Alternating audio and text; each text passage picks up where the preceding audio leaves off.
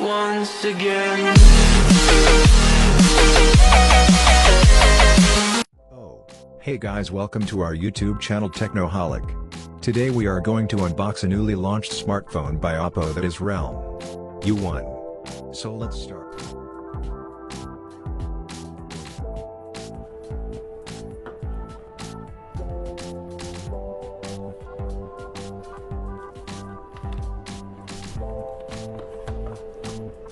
Okay, so this design is very similar to the Realme 2 Pro that I unboxed and tested I think about like a month and a half, 2 months ago. Dreams, ambition, courage, power, passion, we fit it all in one box. Okay, yeah, very basic unboxing. So you have a charging brick. This seems to be like a European plug. This is not the Chinese rounded leg plug.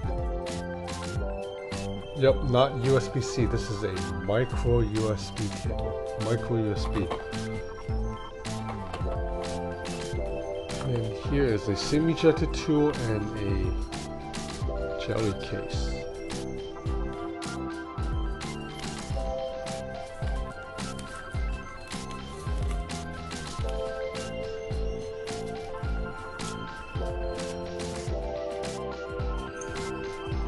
Feels pretty solid in the hand.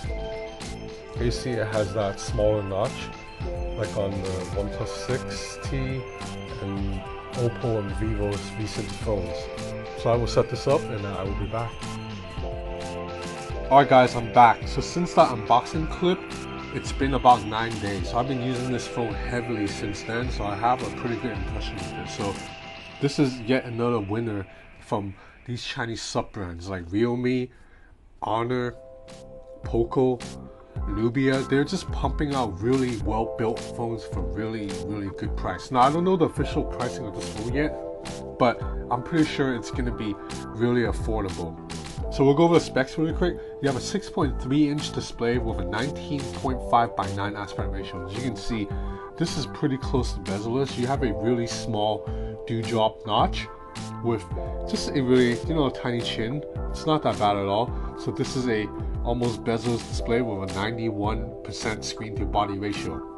The resolution is 2340 by 1080. So that's a PPI of 440. So the screen is definitely pretty crisp, but it does not get that bright in direct sunlight. It has a max brightness of about 450 nits, which is fine, but I've used phones that get a little bit brighter. So now inside this notch, it's where this phone differs from the Realme 2 Pro that I tested a couple months ago. This is a 25 megapixel selfie camera and it captures really good selfies. I think this is the strongest point of this phone actually. The selfie camera is surprisingly really good. So now moving to the back, you have this glass plate with like special coating to give it this little kind of reflective light. This pattern pillar reflective light that actually looks pretty pleasing, and it looks different under different light. So you get a different vibe every time you have different lighting on top of your phone, and you just shimmer your phone around it like this. So back here you have a 13 megapixel camera with a 2 megapixel depth sensor. The camera is nothing amazing, but I think for this price range it's pretty solid. I'll show you some photo samples later. But overall this phone feels pretty good in the hand and weighs 168 grams. So that's very light and very easy to reach. You see I can reach all the way across left to right without needing to readjust my grip. So inside the phone it's a Helio P70 from MediaTek. So this is MediaTek's newest chipset in the P series. It's 12 nanometers, so it's 15% more powerful than the previous P60. It's pretty solid. Like in terms of Geekbench, you see it scores a 5926 multi-core, 1560 single core, and then in Antutu it scored a 143,000. So these are respectable numbers, and I played plenty of games on this, stuff like Street Fighter 4 or Hero Hunters, and everything ran smoothly without any issues. There's also a 3500 mAh battery inside that offers just enough battery life to last a whole day. The battery life isn't as epic as something like a Huawei Mate 20 Pro or even like an Honor Magic 2, but it's good enough to go almost a full day for most people. So like for my usage, I'm a very heavy user. It can last a full day, but at the end of the day, it's like down to you know, like 8 to 10%. It's not like an Honor phone where at the end of the day it has like 25% battery life, but this is definitely good enough because I'm a very, very heavy user. So now looking at the software, unfortunately this is still running Android 8.1, so it's a little bit outdated. You don't get some of the new Android 9 features such as Smart Rotate. That's actually my favorite feature from Android 9. But there's Color OS 5.2 on top, and it's pretty okay. Like I don't dislike Color OS that much. So this Color OS differs from the Color OS in Oppo phones a bit in that there's a little swipe shortcut menu right here, which I quite like. So it's kind of like the edge gesture in the Samsung Galaxy phones. You swipe and you get these little shortcuts. You can launch Facebook right away when you swipe, and then you can go into screen recording. But you know, not much complaints. The software, it's pretty clean.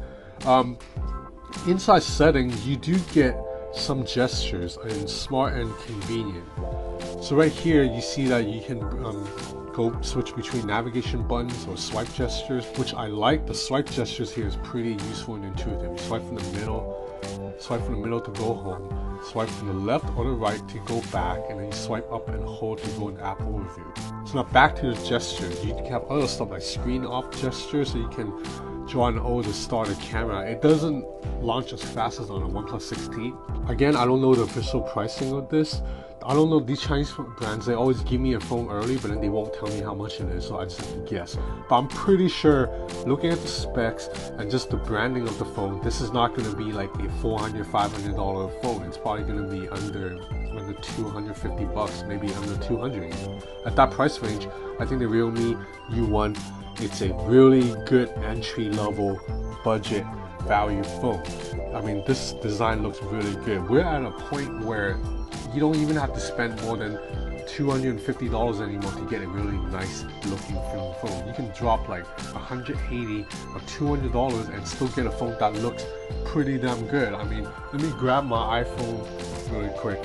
So this is the iPhone XS Max. It costs like over $1,000, and you put the two phones side by side, they look very close. It's not like you look at these two phones and you're gonna be like, oh yeah, the Apple phone is so much better looking than the Realme phone. They look very similar. In many ways, the Realme might look a little bit better. That's a smaller notch, and this phone is probably like not even 20% of the price. So Chinese brands are just really pumping out good value right now. So this is the Realme U1. That's it for now. Thanks for watching.